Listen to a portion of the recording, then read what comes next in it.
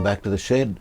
This is part 2 of this 1936 STC radio, and I've now had it confirmed that it's a model 530, thanks Stuart Irwin.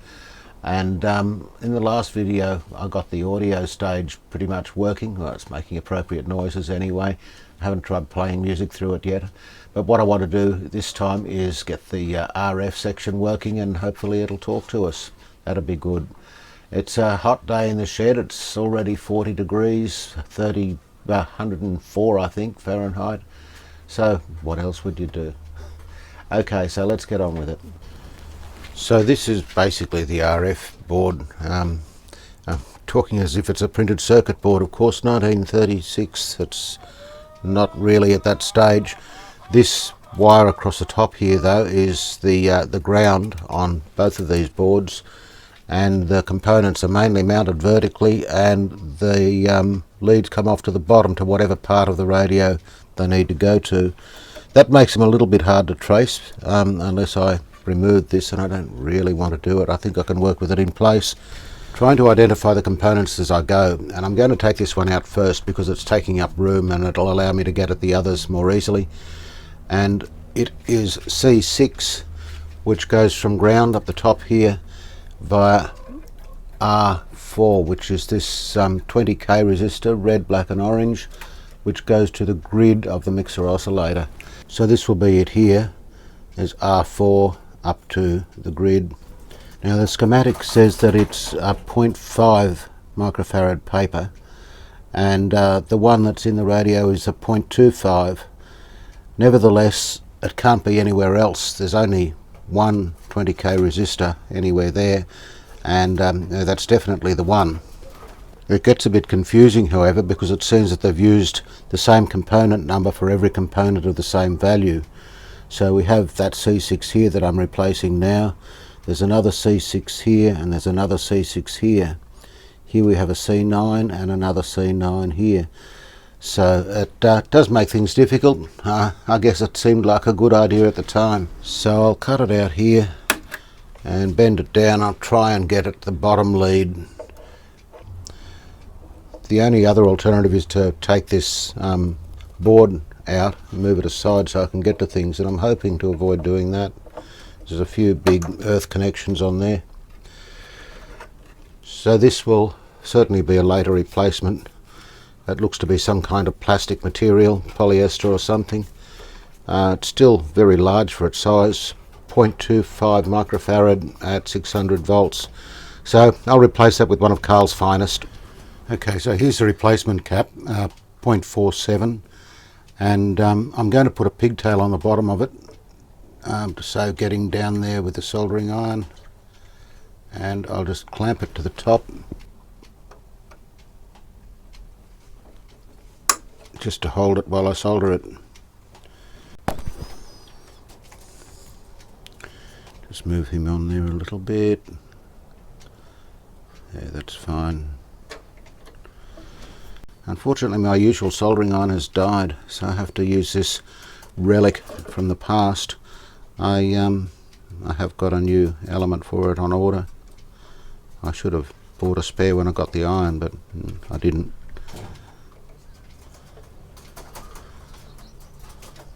Okay, so that's that end.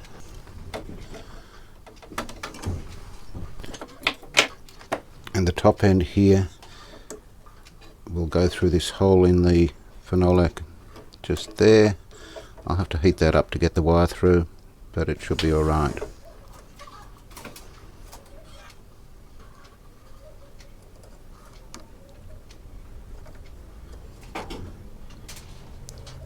Back out to about there. Okay, and I'll run a bit of solder into that.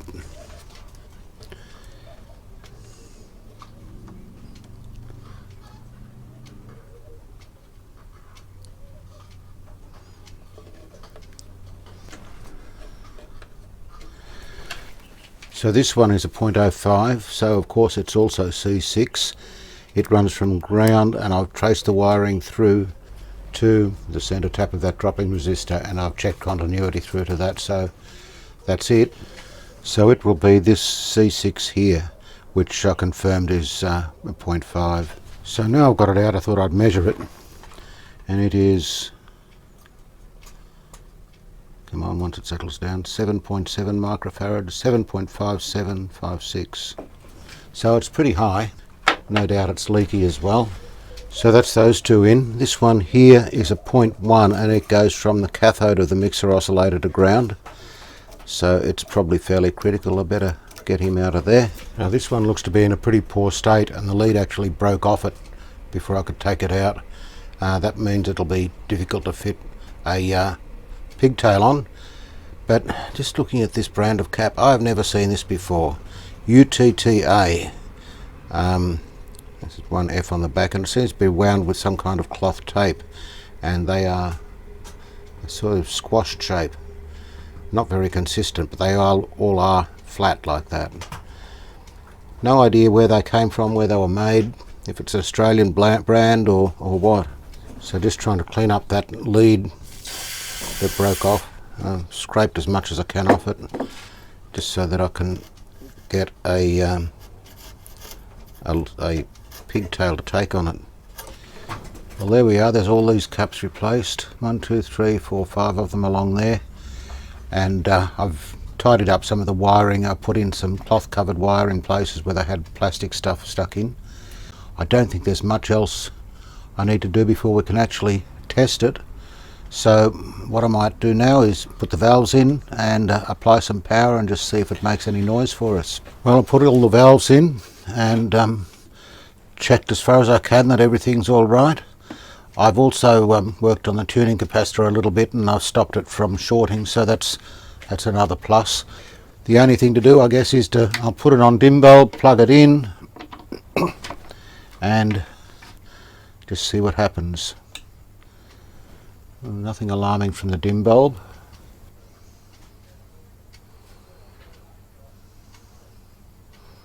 That dim bulb should be coming up again soon as the valves start to conduct, if they start to conduct. No smoke coming from anywhere. No sign of audio output. I'll just listen to the speaker. Nothing at all. I'll just turn it off and check it over again. Alright, I've taken the mixer oscillator and the IF valve out, and I'll put it back on, and we'll just see if I have grid hum from the amplifier like I did before, or whether I've broken something. Alright, going off dim bulb. I'm still not hearing anything at all. Nothing. Okay, I've broken something. Check the output transformer, check my connections. That speaker is so silent, there's no hum or anything at all. Now I've just rechecked the speaker for continuity, so we don't seem to have a problem through there. It all seems to be okay. So again on dim bulb. I'm getting a very faint glow from the dim bulb, but I wouldn't expect much. And let's just see if we've got anything there now. Absolutely nothing. How about the other side of that? Nothing. Alright, what have we got coming out of the rectifier? Whoa! I just touched that pin. It's not showing anything on the rectifier, but when I push it, yep, I think we've got a dodgy pin on the rectifier. Well, I always thought that connection was not very good.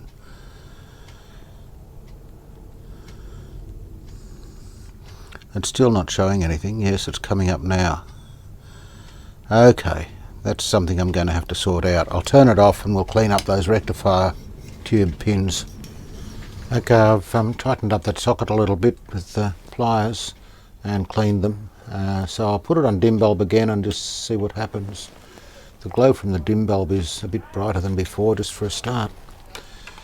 I'll just check the B plus here, see what's coming up. Yep, we've got voltage coming up there, 260, 300. and it's dropping down a little bit. The other side of the field coil we've got 221. Okay. Yeah, there's a very faint hum from the speaker. Alright, I'll turn it upside down again, or right way up again, put the rest of the tubes in and we'll see how we go from there. Alright, so I've got all the valves in now and the heater plugged in, so I'll put it on dim bulb again and see what we get. That looks somewhat brighter than before. I had a noise from the speaker. Very faint.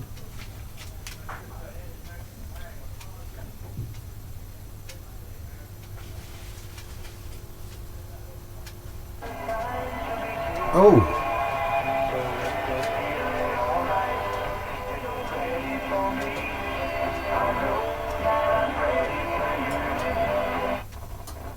Well, there you go, it's working.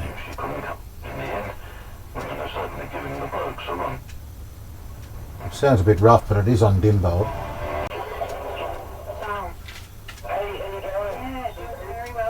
Okay, well look, I'll put it on full power because this seems to be alright.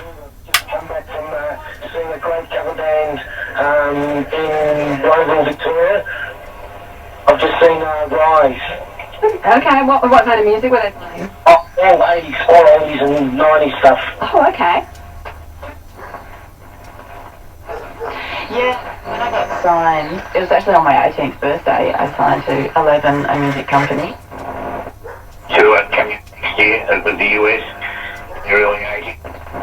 Petitioning can be a southeastern hotel, raises funds for local group.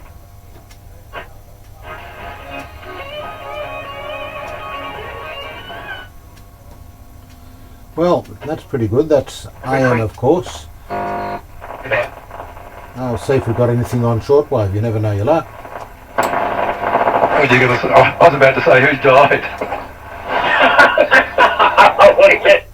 What's that? Yeah, out of my system. That's quite an extraordinary sort of example of hack industry for someone quite young. That doesn't feel like it happens that often. That's odd. I just switched what I thought was the band switch, and I'm still getting AM on it, but so there's something funny going on with the shortwave.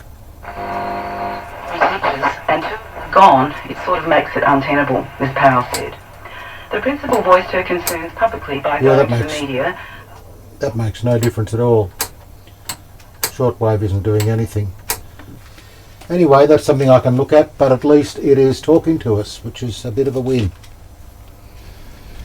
Well, just having a look at this switch, and I thought I'd start by tracing through the aerial lead. This is the aerial lead here, and I've got the meter clipped to one side of that.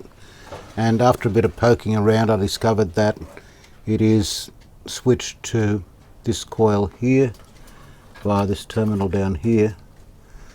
And when you turn the wave chain switch, it's still switched to this terminal here via this one here. Just looking at it a bit more closely, and this is the switch contact here, and these two terminals are strapped together. You would think, and there's a third contact there which never seems to be engaged. And then the penny dropped. This is supposed to be a 3-position switch, and we've only got 2 positions operating. And here it is here. I don't know why I didn't notice it before, but it's definitely a 3-way switch. And we've got these coils are marked shortwave. That's a shortwave aerial coil, long arm medium wave down here. These 2 terminals strapped together. Same here with the oscillator, shortwave oscillator, medium wave oscillator with 2 positions there. This switch here just switches the dial lamps between medium wave and shortwave, so they're both strapped together. This is where it all happens, and the reason for the 3-position switch.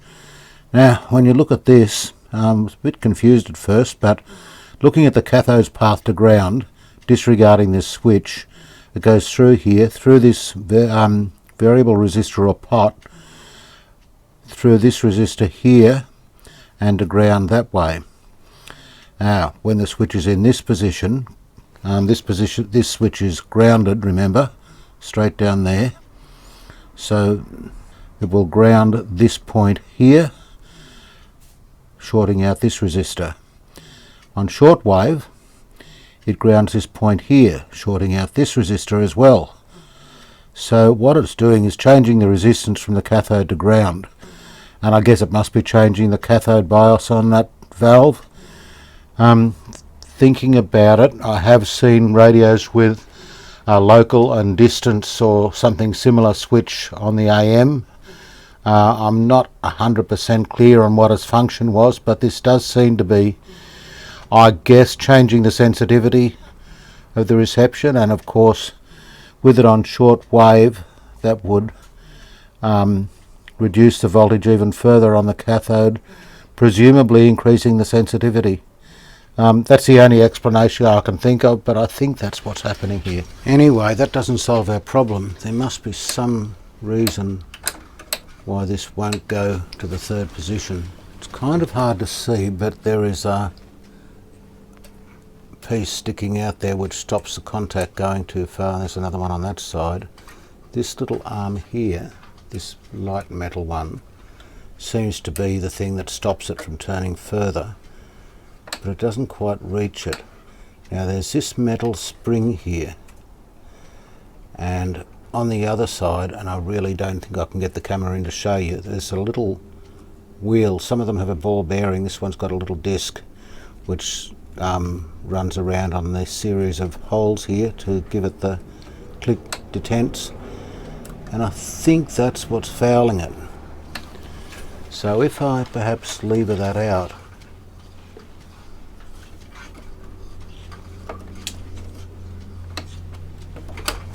yes, it goes a third click.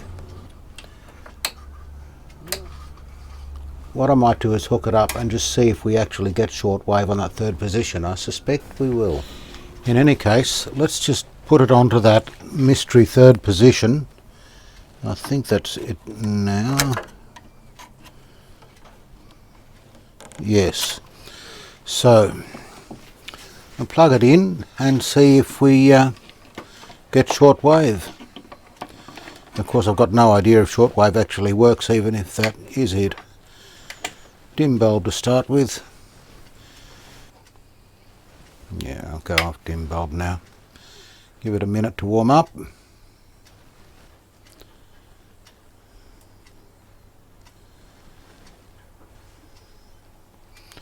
Not hearing anything yet. I think everything's hooked up.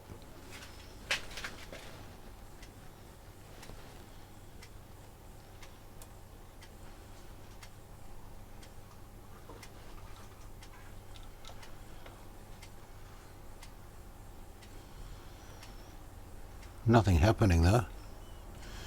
Looks as if we don't have shortwave. Looks like we don't have any wave. Nothing happening.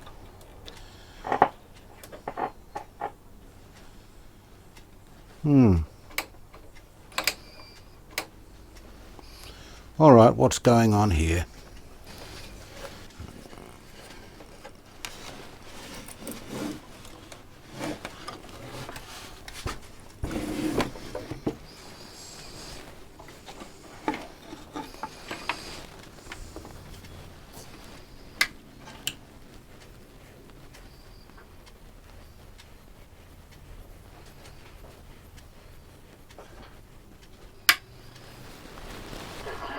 To make a drink and into cabinets using breath to make a drink. Whatever the staple starts is. Correct. But see, they love motorsport things, and the only thing that worries me is if they could end up getting a race up there, I mean, before we do. I'm a bit local. I want it to come here if possible. Should we call Basil? Should we call the Lord Mayor Basil Zemplis and say, excuse me, sir, could we borrow a piece of the river for a period of time? I mean, who do we talk to? Well, look, I don't want to say too much, but the wheel's already in motion. Well, that seems to be going fine now. We scoped out some areas of the river that they'd like to host a race, so I don't want to say too much. Come on, looking very positive. There's only 6 or 7 races a year. No. Can I play the breaking news theme now? Because we never do Do that on this night. Well, I can't see what was the cause of it not working. I'll turn it upside down again and try it again. I better turn it off, I suppose.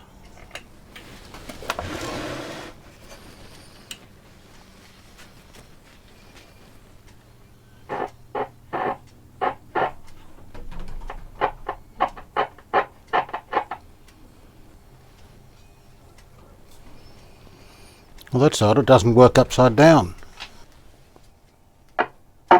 From indefinite detention. Aha. Okay, it's the... Triggered some, I think, unreasonable claims about, the fact that they're pedophiles and murderers. It's the mixer oscillator valves. The socket is a bit dodgy. Or there's a bad solder there or something. Groups that have really taken advantage of that to scare people. Make people. Graham in Perth. Hello, Graham. Yep, I can see a bad solder down there. I'll just take care of that. It's just where this thick wire down here goes onto this terminal. It's going to be a bugger to get to. I can't quite reach it. Okay, well I think I'll put everything back. I had to desolder a few components. I'm not hearing anything now. That's a bit of a worry. Take it off dim bulb. Oh, there we go. Emergency services were called to Stud Road in Dandenong North just after midday yesterday. Okay, now I'm just going to move that switch around again and see if we get shortwave. There we go, that should be shortwave. Oh yeah.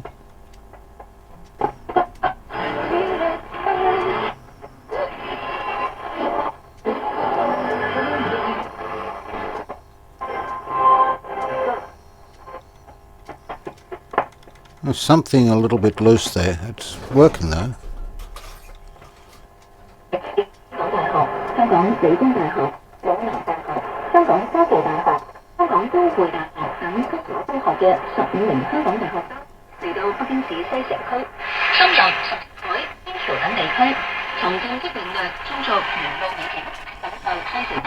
You can always rely on China, can't you?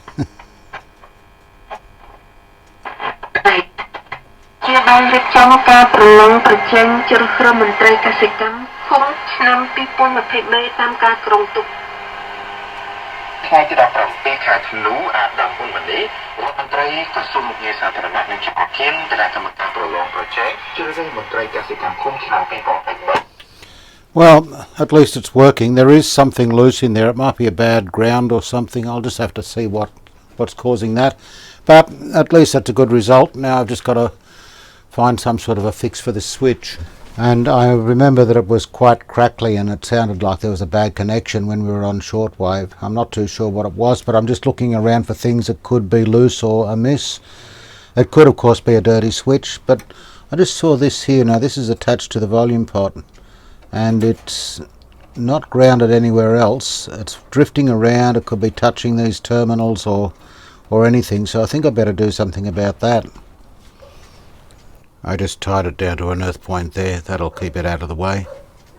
Well, I'm going to have a go at removing this little wheel thing from this side and putting it on that side underneath there. I think it will go.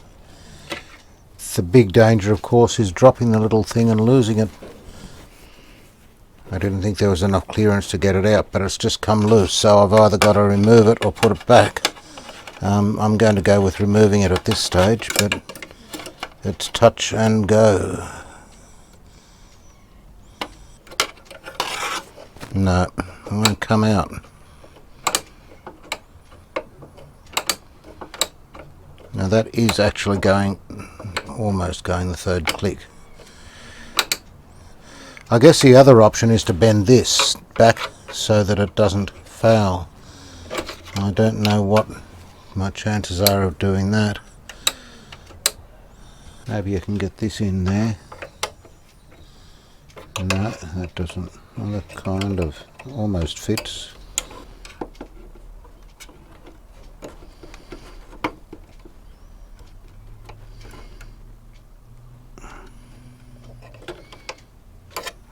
See if that's enough. It still fouls a bit. I'll try something else. Well, I'm going to have another go at getting it out and putting it in the other side. It strikes me that there should be enough clearance.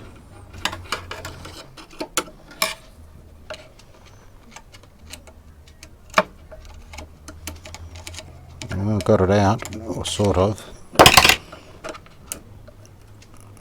There it is. And it's landed down the bottom there, which is good. I can get it.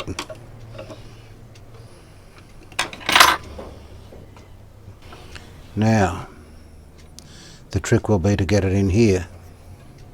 Okay, I don't think I can show you this close up because I can't get the camera in there and get in there myself at the same time. But if I can push the spring back, I might be able to get him in there. Let's see if that works. That's close to being in position. Is that it?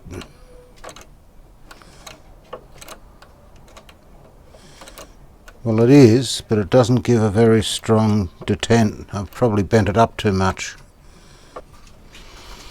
I don't know, I think I've made it worse. Well, at least it does work, but the actual click as you turn it around really isn't there. That spring needs tension on both ends of it, I think, to work properly. I've taken it out again. I'll see if I can make something to put in the other side of that switch, because it's just not going to work like that. Getting this little thing back in is not as easy as I thought. I'm going to have one last go at it. If not, I think I'm going to have to take the switch out. Now, if I can get this spring thing out far enough to slip it underneath.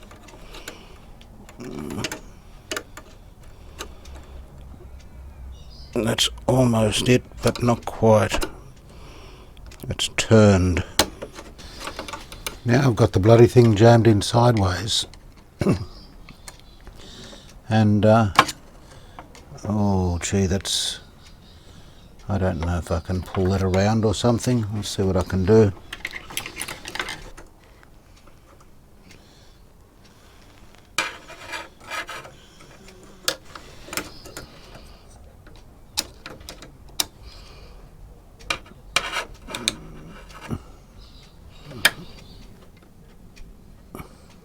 Come on, getting closer.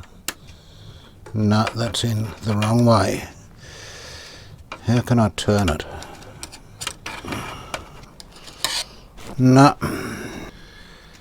I think I'll have to take it out and start again.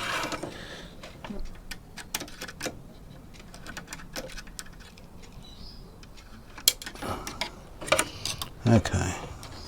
Maybe if I take this volume pot out, I can get in the side of it and get a better angle on it.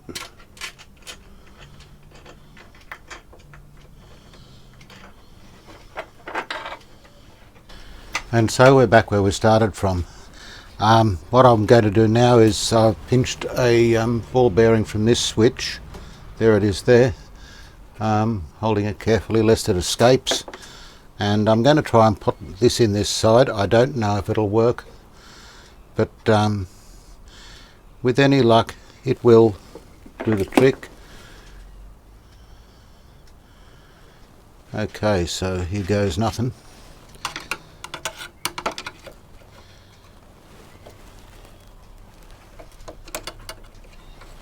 Well, that's kind of in there. That was easy. Let's just see how it goes.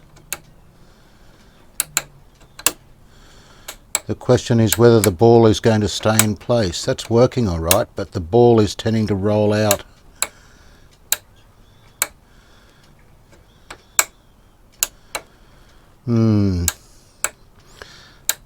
That kind of works, but I don't trust that ball to stay put. Well, it does seem to be.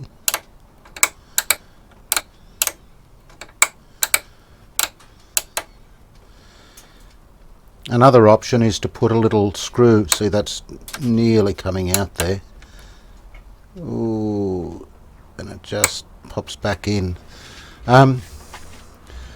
Another option would be to put a screw through it with a round head, which will rub against the that plate.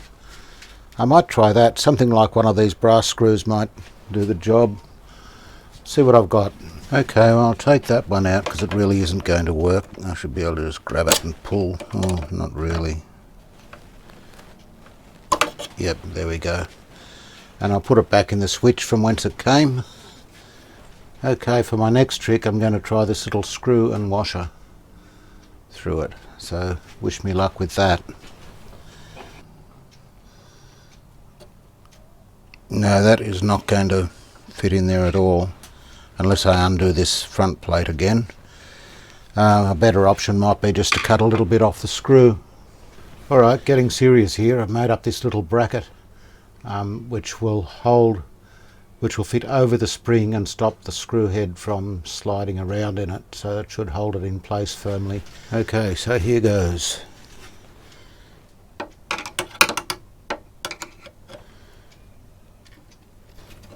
No, I need a little bit less length on the screw, only about 1 millimetre.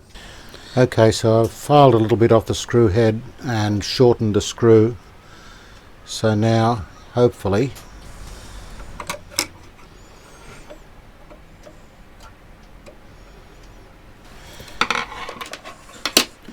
now if I just push that down a little bit,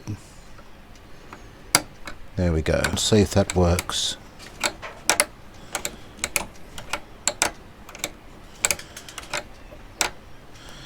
Yep, it works fine. I was going to put a nut on the end of that. I don't know if I'll be able to get it on. I can try. I'll just have to push the spring back a little bit and see if I can work the nut down there and turn it on.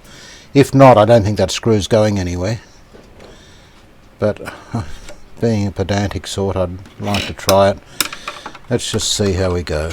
No, I can't get the screw back far enough. But that will stay there. And I'll just put a little bit of grease on it or something. Okay, well, let's test it out. And I thought what I might do is, just out of curiosity, check the voltage on the cathode of that first IF. Now, it's a 6K7 and the cathode is on pin 8, allegedly. And pin 8 is there. Ooh. And there's another dodgy solder. There it is there, and that looks pretty dodgy to me. That's the lead coming in from the cathode of the 6K7. I think I better fix that up before we go any further.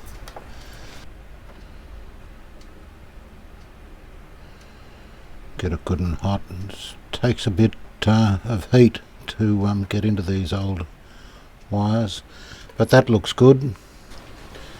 Okay, well, let's put it on dim bulb. Brightening up again now. I don't know if we'll get any reception on dim bulb. We'll see.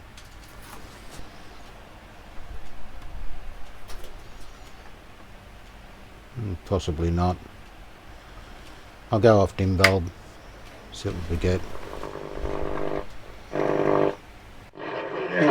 Now we've only got about 1.5 minutes, but Peter's in Mont Albert. G'day, Peter. Hi, Pete. Good evening. Happy Christmas to all of you. Thank you.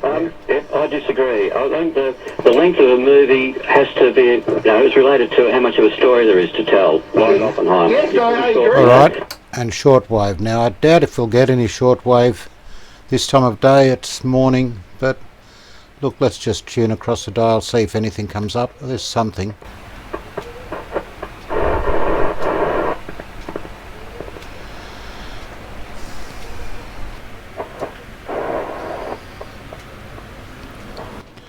No, I don't think we're going to get anything on shortwave. It's certainly trying to receive something, but not enough there. Now, let's have a look at this cathode. And there's every chance that my meter will drag it down and we won't get any reception while I'm doing it. But we'll just see what's on it by the meter. It currently has 2.79 volts on it. I'll go to medium wave.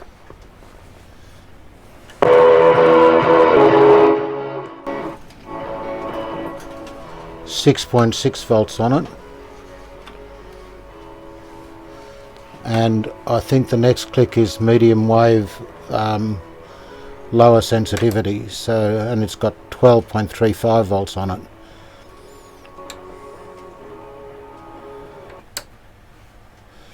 Yep, so that switch obviously is changing the sensitivity of it, and the lower the voltage the more sensitive it seems to be. Well, it's later in the day, or early evening now, so I thought I'd see how the short wave works, and yeah, I'd have to say it's booming in. I think that they're critical, so that and I believe that comes in travel and tourism. Part of it comes from increasing the number of... This is at about 31 metres. So on. So we have to take steps. And, Broadcast out of China, I presume. Half a century ago, the first time I went to Europe from America, I participated in a program in Holland when I was a tourist called Get in Touch with the Dutch. And I was introduced to a Dutch family here, and I remember this so many years later. Just see what else there is.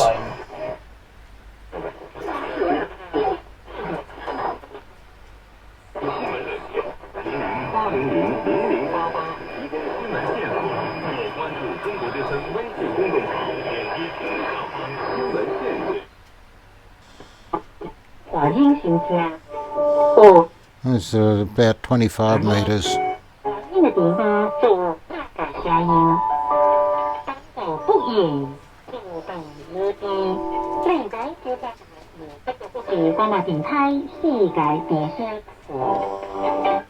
Lots of Chinese stations around the 20 metres.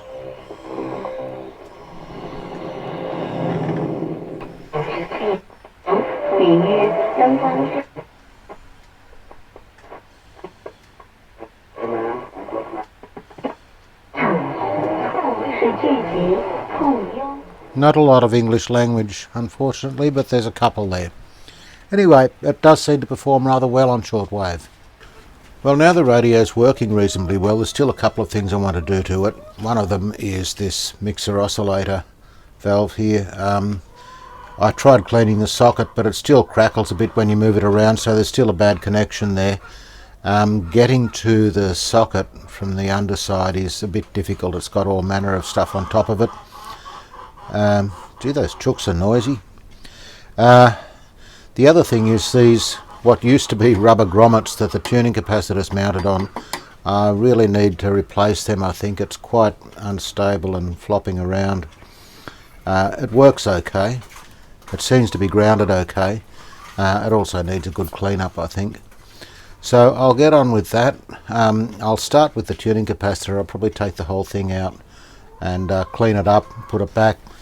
I guess the easiest thing is to, well, I'll probably have to take this side off the bench stand here, take out that valve and just unbolt it. It looks simple enough. Should be able to get in then with a soldering iron and desolder the wires going to the bottom. Okay. Don't want to loosen his cap.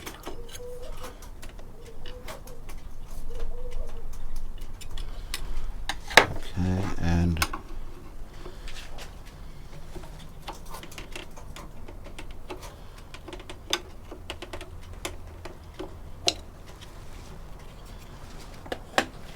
actually I will take the other valves out as well just to avoid any damage. I don't want to accidentally knock one of them or something.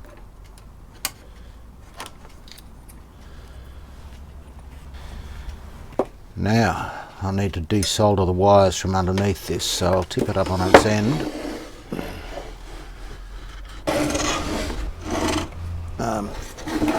Yep, that's the best side to get to it from. Yeah, there we go. Just lift him up. Now on the other side there's two wires connected to the wipers on the shaft, and they're to ground presumably, so I'll just have to take them off as well. Why would you put a red earth wire on here? I don't know, perhaps it's original. So now I should be able to just undo these nuts and lift it out.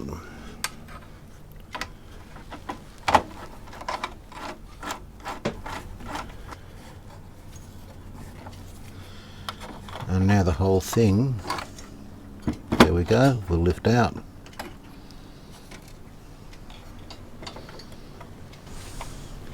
Now these standoffs and rubber grommets are the problem.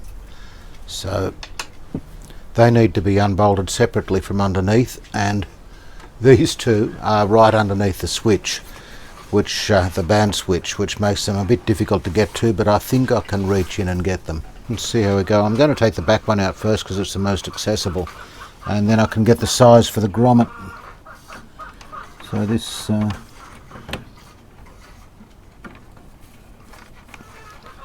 these nuts also double as earthing points. Every one of them has an earth lug attached to it with one wire or another attached.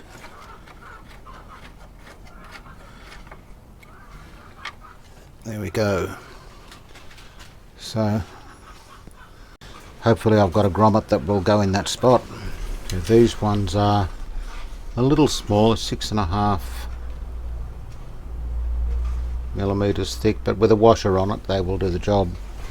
I'll just have to work out the diameter of the hole in the chassis here, and that means chipping this off. It's quite crunchy looking.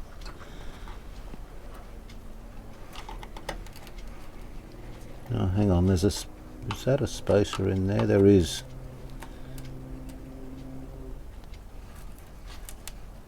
No, just a washer.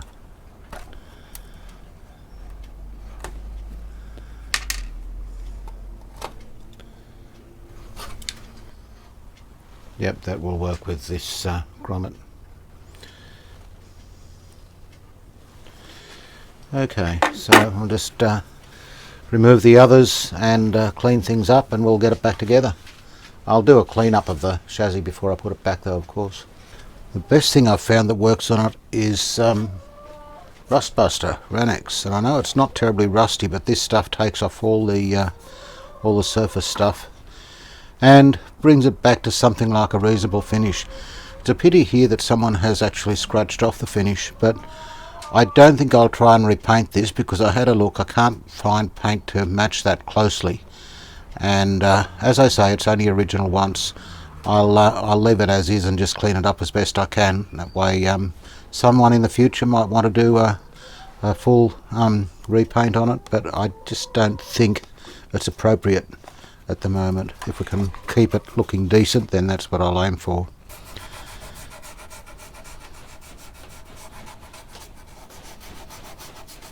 I've decided to leave this grommet in because it's still soft, it's the right size, and it's also buried, the other side of it is buried under the wave change switch, and it is an absolute bastard to get at. So since it's reasonably good, I'm going to leave it in place. The thickness of the grommet is the same as the new ones I'm using, and as far as I can see, it's perfectly serviceable. So I'm leaving it there. I'm not going to change it just for change's sake when it's going to be such a difficult job. Wipe it off with a damp cloth.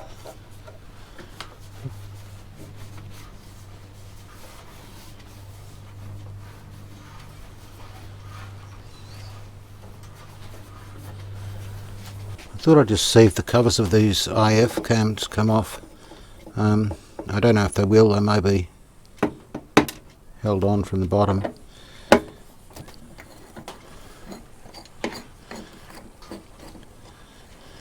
But no, there we go, that's going to come off. I will actually replace that grid lead because with the radio I got a replacement valve, but it's the G-type bottle shaped one, and this lead won't fit on it, and I think it is stronger than the one that's in there. I don't have a valve tester, but reception's decidedly better with it in, so I think I will replace that. I just took the cover off this first IF here, and I noticed the coil is leaning over. It looks like it's sitting on probably a wooden post there. I noticed some of the RF coils have wooden formers too. I'm just going to try and put it back into its place. There we go. Hopefully that'll be okay.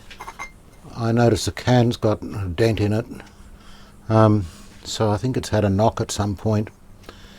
Maybe a touch of glue on the bottom of that post will hold it in place. Just very, very carefully lift it up and put some around the bottom there. I've made a bit of a mess, but I can clean that up later. There we go. And I'll just wipe that off. I've replaced that grid lead in this IF transformer, and this one has a grid at the bottom, so I'll just pop that back on, having cleaned up around it and underneath it, and there we go. Getting these standoffs back in underneath the band switch is, shall we say, character building stuff. And pushing the standoff up from the underneath, and I've got to hold it there until it's all finished. So I'll put the washer over the end of it, just dropping it down this screwdriver. Nope, try again. See if I can get it at an angle where it won't foul anything. Yes. Right, next we have the brass washer. I've got this long drill bit here, which I thought I might need. Yep, that's kind of there, yep. Next we have a spring washer.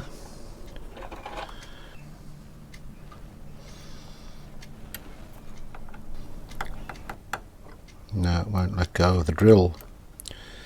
Okay, how am I going to get that in then?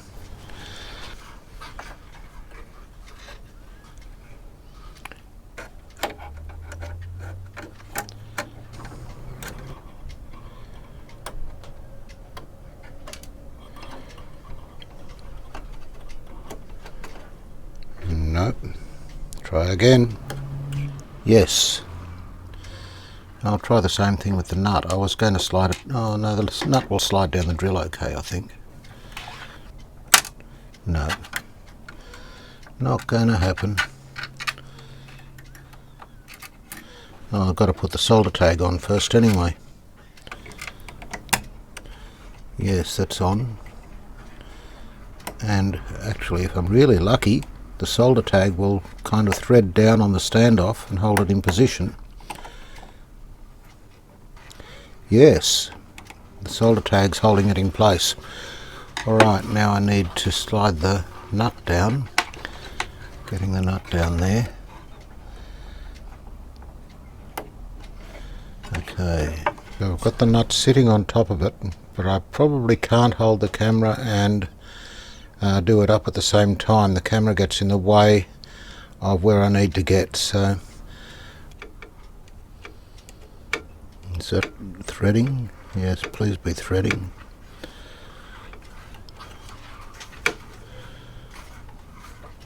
I think it is. Alright, now if I can get this down there.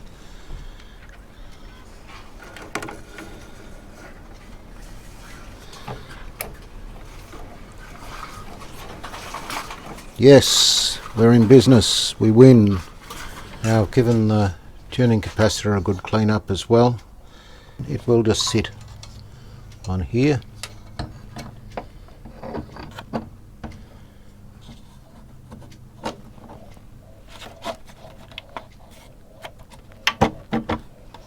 Like that.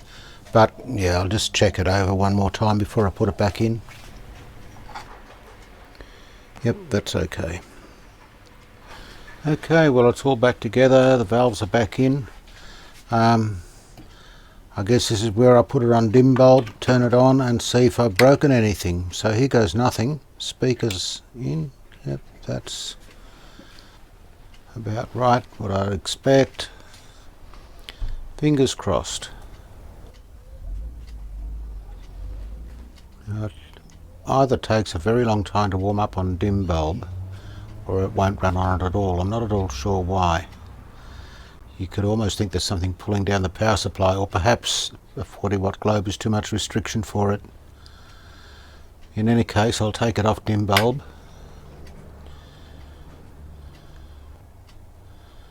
I'm still not hearing anything, so that's a bit of a concern.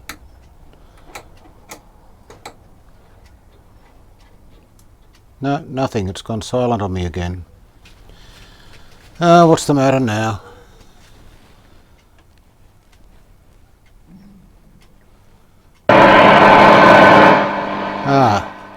That valve socket obviously isn't great.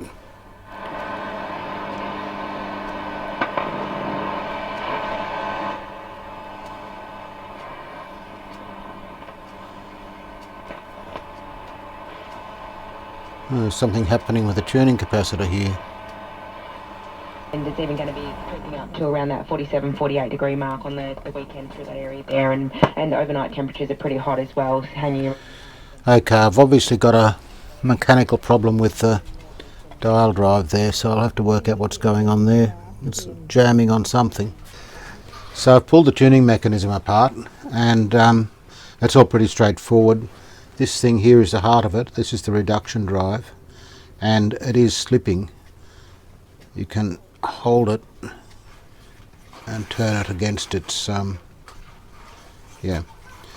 and it occurred to me that maybe it had got some oil in it, and it's not supposed to have oil in it. I've just washed it out with Start Your Bastard, which is as good as anything.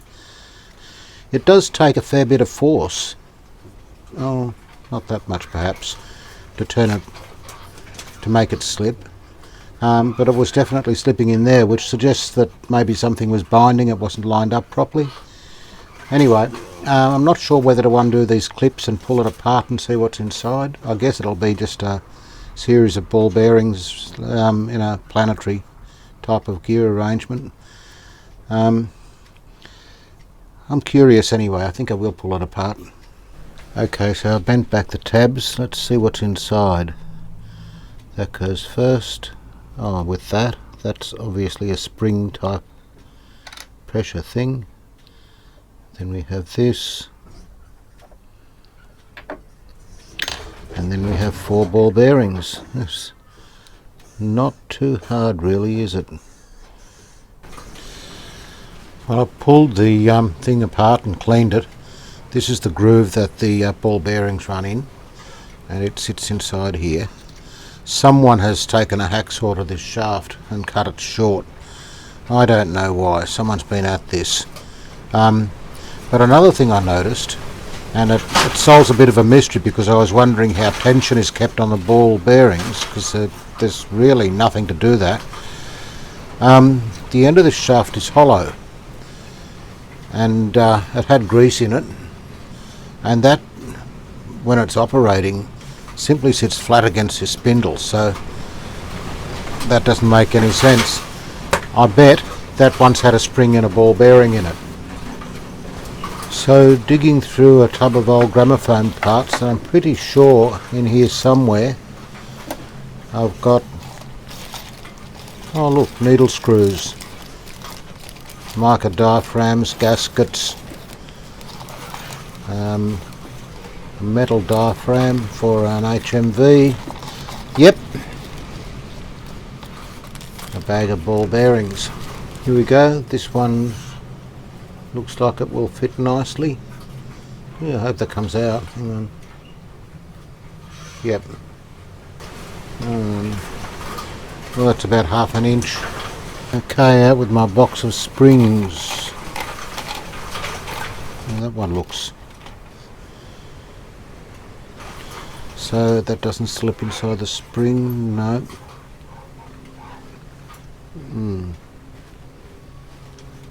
That feels roughly about right, how I think it should be. As I said, I've got no idea really. Whatever happened to the original spring and ball bearing, assuming that's what was in there, is anyone's guess. Someone's pulled this apart before obviously, and left a few bits out. Well, I've got the mechanism back together and working, but, and there is a but, this piece here, the reduction drive, is captured on this shaft here and held firmly between these two screws. And I did it up tight, and I found that it binds when you get to a certain point. And the reason I found for that is that the inside shaft, the one that connects to this through to the little roller that rolls on the edge of this, is bent. Now, I don't have any way of straightening it, really. I don't have the means to do it. So the only way, and I noticed it was loose when I got it, the only way is to just leave this loose so that it actually moves around. And you can see that it kind of does a little circular motion there as you turn it. It hurts to look at it, but I can't fix it, so it's just going to have to stay as it is. I also noticed the spindle of the tone pot here is quite bent. I think at some point someone's fixed this radio with a hammer and chisel. Now this doesn't have an on-off switch, and I'll have to check with the owner, but I think he would want one fitted. He's not all that fussed about originality, and anyway the radio has been modified from original. So I'll probably look at getting an on-off switch for the tone control. But meanwhile, I'll put this back together. Just listening to the cricket, Australia versus Pakistan, and if you're watching this from Pakistan, sorry. But it's working very well. It's put up a few issues, but mainly mechanical ones rather than electrical. It's running very nicely, and I think I've got everything sorted now. There are a few more things to do though. I'm not 100% happy with the speaker, and also the owner has contacted me and asked me to fit Bluetooth to it. So I've got some boards I got from PCB Way, the ones that Manuel from Electronics Old and New designed and tried out, and I'm going to build one of them up. I've got most of the bits, so I'll have to just get some components together for it, but that should be fine. I've had them there for a while just waiting to be done. So that'll be next time. I hope you've enjoyed watching me struggle with this thing, and we'll catch you next time. Thanks for watching. Bye for now.